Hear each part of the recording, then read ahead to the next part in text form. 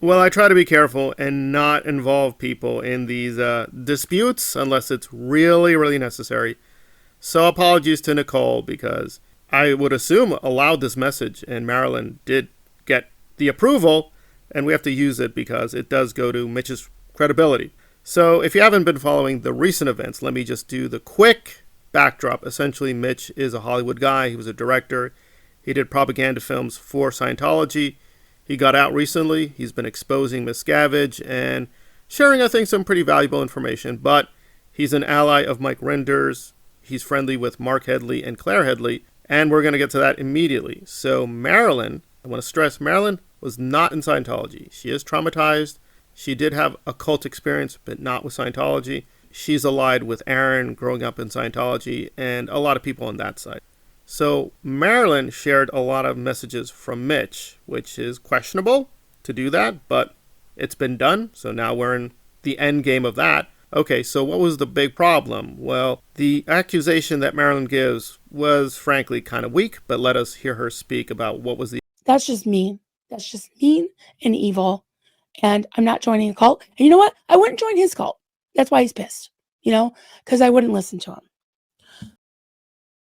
So essentially, Marilyn and Mitch had a conversation, and the way she's describing it, she suspects that Mark and Mitch were up to something. They were trying to control her, and they weren't letting her speak. Well, I double-checked their conversation. I did not see that. Maybe it wasn't the best conversation, but she clearly was able to speak.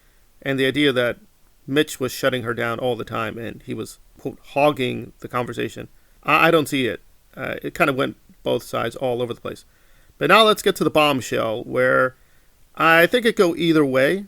I think it does show that Mitch is being a little deceptive, but it's unclear. So essentially what happened is Mitch in the private messages kept saying that Marilyn was not toxic and she was, quote, good and not like the other people who are questioning Rinder in the aftermath. She really wanted the truth. Mitch would just advised her to be a little bit more careful with what she was saying. And of course, Marilyn got really angry. However, in one of the messages, and this is to Nicole, Mitch says that she feels Marilyn is being toxic.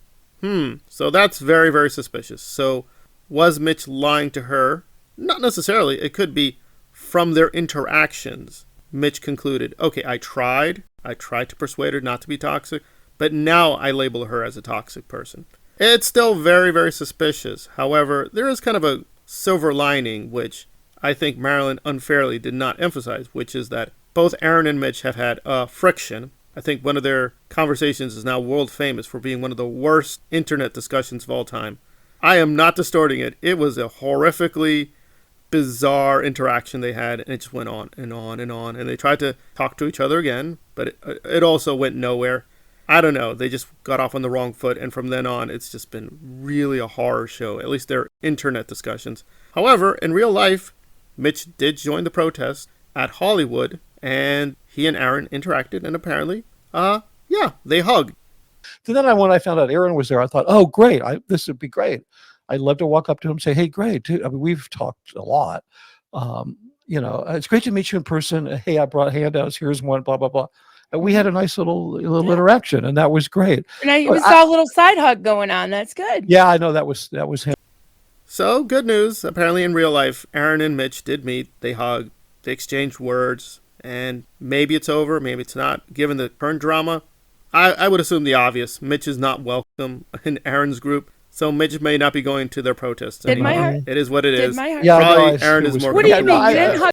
I'm more comfortable with Jenna. Gotta be honest. If Jenna's coming to the protest versus Mitch, I wonder which protest I'm going to go to. I'm not gonna lie. Jenna's a much more friendly person. That said, is Mitch this uber vampire supervillain? No. I think Marilyn is really exaggerating. She says Mitch threatened her. Mitch did not threaten her. She's claiming a Mark Mitch conspiracy. She showed no evidence of a conspiracy. That said, Mitch is acting fairly deceptively, and again, I get it. Mark and Claire Headley and Mike are his friends. They know one another. They go back a while. So he's going to be more friendly. So it is kind of degenerating to just friends being friends with friends. And if you're not my friend, I don't trust you. Is this helpful in the fight against Miscavige and the cult. I don't know. There are biases on both sides. I'm just here to represent both sides fairly, so both of them get a question mark. I'm going to be very question mark about Marilyn. I've heard really awful things that she's allowing character assassination of good people.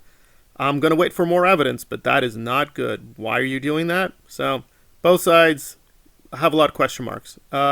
Was Mitch outright lying? I don't know, but he definitely was, I think, trying to sway Marilyn, but Marilyn wasn't buying it, which is fine, but her describing it as a massive psychological warfare OS operation, it's a little much. I don't think there was an explicit Mark Mitch conspiracy.